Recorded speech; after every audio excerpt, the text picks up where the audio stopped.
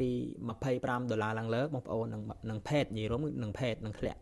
នឹងគេហៅថាតម្រង payout inside W9 តម្រងចាក់ដល់ស្ដីបងប្អូនទាំងគ្នាស្វាគមន៍មកកាន់វីដេអូថ្មីដូចបានឃើញចំណងជើងវីដេអូខ្ញុំអញ្ចឹងមកស្រាយចម្ងល់បងប្អូនទាំងគ្នាក៏ដូចជាផ្ដល់នៅចំណេះដឹងខ្លះៗពាក់ព័ន្ធជាមួយនឹងការរកលុយតាមប្រព័ន្ធអនឡាញដែលគេហៅកាត់ថា MMO នឹងឯងតោះឥឡូវខ្ញុំមកស្រាយចម្ងល់ជំវិញនឹងការជជែកវិញ្ញាច្រើនមែនតើសម្រាប់បងប្អូនដៃថ្មីជាពិសេសដែលគាត់មិនយល់គាត់តែងតែឆ្ងល់ថាហេតុអីมันមាន payout ខ្លះលុយ$100បានវាធ្លាក់ចូលក្នុង bank អីចឹងទៅឬមួយក៏ payout ខ្លះត្រឹមតែជាង$20ក៏វាធ្លាក់មកដែរបាទចម្លើយនោះគឺ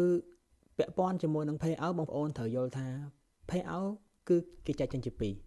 មួយគេឲ្យឈ្មោះថា payout inside ហើយមួយទៀតគេឲ្យឈ្មោះថា payout outside payout inside ហ្នឹងមានន័យថាជា payout របស់ប្រទេសអាមេរិកតែម្ដងបាទមានន័យថា payout របស់អាមេរិកតែម្ដងហើយមួយទៀតពាក់ព័ន្ធជាមួយ payout outside ឲ្យតែក្រៅពី payout អាមេរិកគឺគេហៅថា outside ហើយពាក់ព័ន្ធនឹង payout inside ដែលជា payout របស់អាមេរិកហ្នឹងគឺគេប្រើតម្រងតាក់ W9 បងប្អូនរកចំណូលបានចាប់ពី$25ឡើងលើបងប្អូននឹងផេតនិយាយរួមនឹងផេតនឹងធ្លាក់នឹងគេហៅថាតម្រង payout inside W9 តម្រងតាក់ W9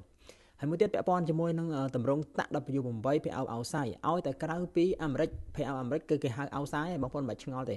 បាទអញ្ចឹងបងប្អូនចូលទៅមើល payout បងប្អូនអរគ្នាទៅឲ្យតែតម្រងតាក់ W8 គឺគេហៅថា payout outside ហើយជាទូទៅលុយតតែបងប្អូនរកបានចាប់ពី100ឡើងបានវាផេតប៉ុន្តែយើងវាមានហេតុផលដែរហេតុផលហ្នឹងគឺមិនបើសិនជាបងប្អូនប្រើតម្រងតាក់ W8 payout outside ប៉ុន្តែបើសិនជាបងប្អូនប្រើ PayPal ធនាគារ PayPal មានន័យថាប្រើ bank PayPalមិនប្រកាសថាតតែបងប្អូនរកបាន100បានផេតទេជួនកាលបងប្អូនរកបានតាលើ$25ក៏វាផេតដែរឲ្យតែបងប្អូនប្រើ PayPal ប៉ុន្តែខ្ញុំសូមនិយាយបញ្ជាក់ថាមិនទាំងអស់ទេបាទមិនទាំងអស់ទេអ្នកខ្លះប្រើ PayPal W8 មែនប៉ុន្តែតតែ100បានផេតអ្នកខ្លះក៏25បានផេតមានអ្នកខ្លះទៀត$10ក៏ផេតដែរ$5ក៏ផេតដែរខ្ញុំផ្ទាល់$2ក៏ធ្លាក់ដែរអញ្ចឹងពាក់ព័ន្ធជាមួយនឹងមេតានេះមួយវាអត់មានអីដែរជាក់លាក់មួយយើងទេបងប្អូនគ្រាន់តែខ្ញុំចង់បញ្យល់បងប្អូនថាពាក់ព័ន្ធពាក្យថា payout ហ្នឹងគឺវាមានពីរបាទមួយគេហៅថា payout inside តម្រងតាក់ W9 និងទី2 payout outside តម្រងតាក់ W8 ឲ្យបងប្អូនបានដឹងបានយល់បានស្គាល់កុំចេះតែជឿគេត្រូវមានចំណេះដឹងនៅក្នុងខ្លួនខ្លះបាទហើយបងប្អូនលែងឆ្ងល់ទៅថាហេតុអីបានមាន payout ខ្លះ$25គេបានចាយហេតុអីមាន payout ខ្លះតតែរកបាន100បានចាយអញ្ចឹងវីដេអូនេះខ្ញុំជឿថាបងប្អូនស្ដាប់នឹងយល់គ្រប់គ្នា